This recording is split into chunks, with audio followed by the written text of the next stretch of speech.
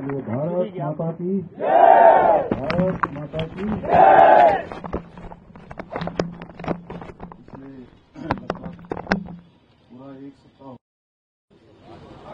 आज 8वां दिन है और 8 दिन से आप सब लोग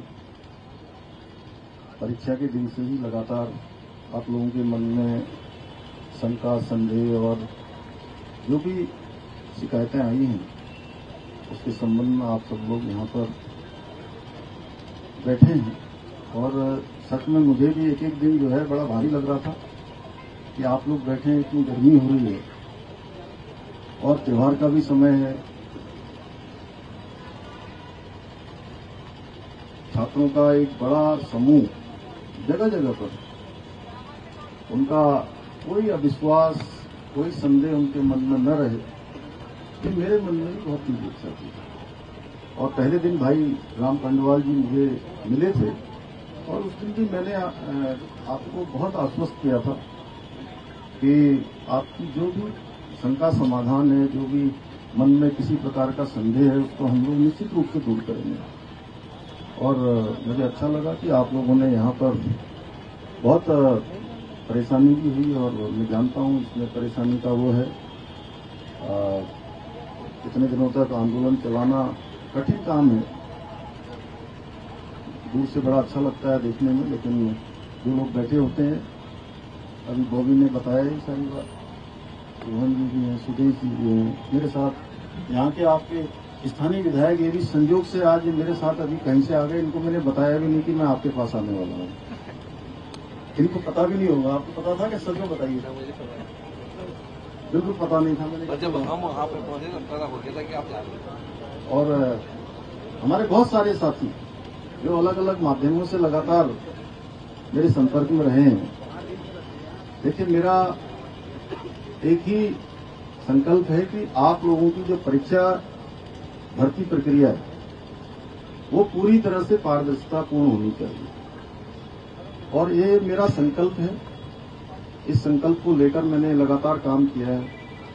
मैं जानता हूं एक नौजवान, युवा, छात्र, हमारे बच्चे जब अपनी पढ़ाई पूरी करते हैं या पढ़ाई करके भर्ती प्रक्रियाओं की तैयारियां करते हैं, परीक्षाओं की तैयारियां करते हैं, तो उनके मन में किस प्रकार के उनके सपने होते हैं, किस प्रकार का उनका जीवन का आगे का एक भविष्य के लिए एक मैप होता है।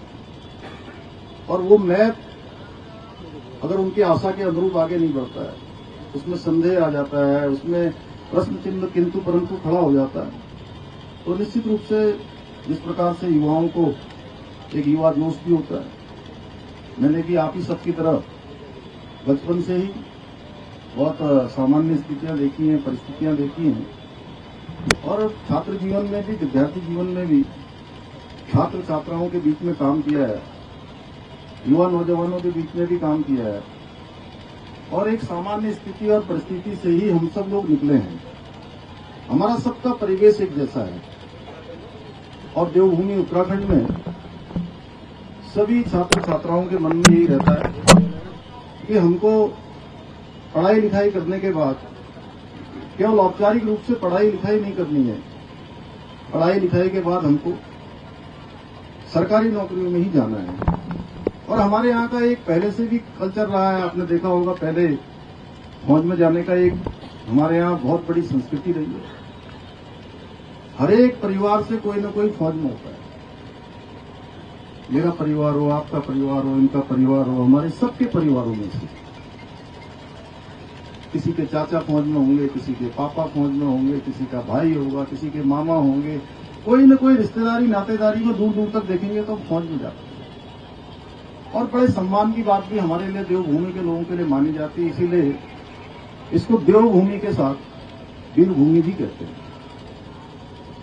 और देश के हर 5वें सैनिक में से, छोटा राज्य होने के बाद भी, हर 5वां सैनिक हमारे राज्य उत्तराखंड का होता है, हमारी देवभूमि का होता है। उसी प्रकार से सरकारी नौकरियों में जाना भी एक बहुत सम्मान का विषय हमारे यहाँ होता है। उसमें मैं बहुत विस्तार में नहीं जाना चाहता। आप सब जानते हैं कि कोई बड़ा व्यापार करता है वो भी अच्छा काम है। अब जो हमारे नए युवा आ रहे हैं वो रोजगार की जगह स्वरोजगार को भी अपना रहे हैं।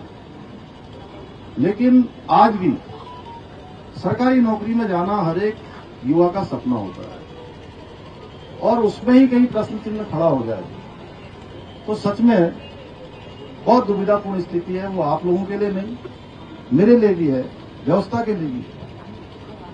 और पिछले दिनों जो प्रकरण आया है उस प्रकरण के लिए हमने एसआईटी की जांच शुरू करवाई और हाईकोर्ट के सेवानिवृत्त न्यायाधीश यूसी ध्यानी जी की अध्यक्षता में एक कमेटी ने काम करना अभी प्रारंभ नहीं किया है। लेकिन आप सबके बीच में से बार बार ये बात आ रही थी कि नहीं, हमको कुछ जांच करनी है। आप सब लोगों के साथी लोगों ने मुझे राम पंडवाल जी का एक हमने ज्ञापन भी दिया है। देखिए, हमारी मंशा बिल्कुल साफ है, बिल्कुल स्पष्ट है। और मैं सबसे ज्यादा परेशान तो तब हुआ जब देखिए इतनी गर्मी हो रही है। अभी तो थोड़ा बारिश भी हुई है आज, लेकिन उसके बावजूद भी इतनी गर्मी में आंदोलन करना, यहाँ बैठना, यहाँ रहना, ये बहुत कठिन काम है। और सच में आप सब लोग गर्म में रह रहे होंगे तो मैं उस गर्मी को महसूस कर रहा था। मैं कोई भाषण के लिए नहीं बोल रहा, इसलिए मुझे लगा कि मुझे आप सबके बीच में ही आना चाहिए। ये बातचीत मैं अपने कार्यालय में भी कर सकता था, वहां भी कर सकता था, आप लोगों से वहीं बातचीत हो जाती, लेकिन मैंने कहा कि नहीं, आज मैं आप सबके बीच में आता हूं, वहीं पर जो है बात करता हूं। आपको पता ही है, पिछले अगर 3-4 सालों की मैं बात करूं तो अभी तक 25,000 लगभग नियुक्तियां संपन्न हो चुकी हैं। और बोल रहे हैं और सभी भर्ती प्रक्रियाएं सफलतापूर्वक संपन्न हुई। एक भर्ती में जो ये प्रकरण आया है उसके लिए आप सबकी तरफ से कहा गया मुझे कि भाई इसकी जो है भर्ती प्रक्रियाओं की जांच आप सब लोग चाहते हैं कि सीबीआई से होनी चाहिए। तो मैं यहाँ पर ये आप सबके समक्ष कह रहा हूँ कि किसी प्रकार की कोई संदेह आपके मन में न रहे, कोई अविश्वास न रहे। हम इसकी सीबीआई से जांच की संस्कृति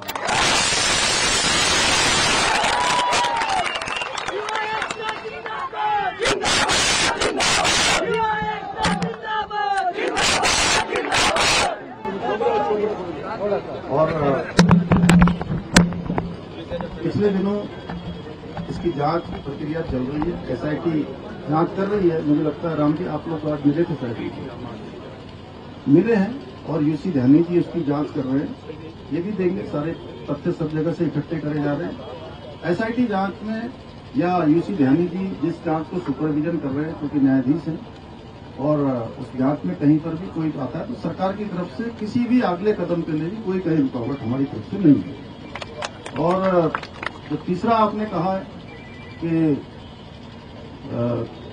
जो मुकदमे लगे हैं, मैं पहले भी कह चुका हूं और आज फिर कह रहा हूं कि जितने भी परीक्षा देने वाले जो भी हमारे बच्चे हैं, हमारे भाई बहन हैं, मेरे बेटे बेटियां हैं, उन सभी के मुकदमे जो भी परीक्षा में भाग लेंगे वो हम स्वतः ही, कोई हो तो एक लिस्ट बना के आप हमको दे देंगे, हम उनके सारे मुकदमे वापस अन्य भी बहुत सारे प्रकरण है, क्योंकि एक प्रकरण नहीं है। अभी आपने भर्ती परीक्षा के बारे में कहा है तो उसके बारे में जो भी बातचीत है हम लोग आपस में मिलकर कर लेंगे। और अब क्योंकि ये कोई एक दिन का काम नहीं है, एक प्रकरण था, इस प्रकरण की शुचिता बनी रहे, इसमें जो संदेह है वो संदेह दूर हो। और मैं आपसे कहना चाहता हूं कि मैं बिल्कुल नहीं चाहता कि एक भी प्रश्न चिन्ह किसी भी भर्ती प्रक्रिया में कहीं पर खड़ा हो। और नहीं, वो उसके बारे में बोल दिया ना, वो हो गया वाले प्रश्न, अब वो बोल दिया, उसके लिए अलग से बात करेंगे। और अब ये त्योहारों का भी समय है, आज अष्टमी का दिन है और कल नवमी हो जाएगी, परसों जो है दसवीं 2 को है, आधा दिन चल रहा है ना। आज सप्तमी अष्टमी 2 है। तो ये ऐसा इस बार का कुछ कैलेंडर ऐसा बना है कि आधा दिन ऐसा चल रहा है, आधा दिन वैसा चल रहा है। तो इसलिए आप लोग जो है बिल्कुल कोई शंका संदेह मत रखिए, किसी प्रकार की शंका संदेह रखने की जरूरत नहीं है। मैं भी आप लोगों के साथ हूं, आप लोग अकेले धरने पर नहीं बैठे, मैं भी आप ही के साथ यहाँ पर आया हूँ, मैं भी आपके साथ बैठा हूँ। और हम सब लोग मिलकर देखिए भर्ती प्रक्रिया भी अच्छी करेंगे, राज्य भी हमारा पूरे देश का सबसे अच्छा राज्य बने। उसमें सबसे महत्वपूर्ण भूमिका अगर किसी की होने वाली है, जो ये अमृतकाल है, अमृतकाल और 2047 में प्रधानमंत्री श्री नरेंद्र मोदी जी का संकल्प है कि हमारा देश विकसित भारत बने, आत्मनिर्भर भारत बने। उस आत्मनिर्भर भारत में और उस विकसित भारत के संकल्प को पूरा करने में सबसे बड़ा योगदान किसी का होने वाला है तो हमारे सभी इन युवा साथियों का होने वाला है। इन्हीं के सहयोग से और उत्तराखंड हिंदुस्तान का हमारा श्रेष्ठ राज्य बने, उसमें भी हम सबको योगदान देना है। तो ये सारी बातें आप सबके समक्ष आ गई हैं। मैं इतना ही कहता हूं कि आप सब लोगों को इसके बारे में मैंने कहा कि एसआईटी की जांच हो रही है।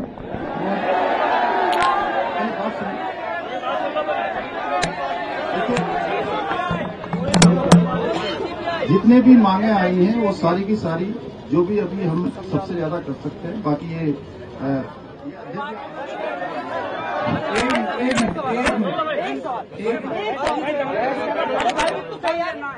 मेरी बहन रजनी को ट्रोल किया जा रहा है, गलत बात कर लेते हैं, कोई नहीं। देखिए युवाओं के सवाल लेने और उनका जवाब देने सीएम साहब आए, इतना बड़ा दिखाकर ना। निरस्त हमने पहले भी कहा कि सबसे पहली मांग निरस्त है, ठीक है। सुबह ही हम यूसी ध्यानी जी से मिलकर आए हैं, जो रिटायर्ड जज है, जिनको रखा गया था, पहले वर्मा जी को रखा गया था, उन्हें हटाया गया। उन्होंने भी साफ कहा है, और हाईकोर्ट में जो हमारे वकील हैं उनसे भी हमने दिखाया है, इनका जो नकल रोधी कानून है, ये मेरे हाथ में है।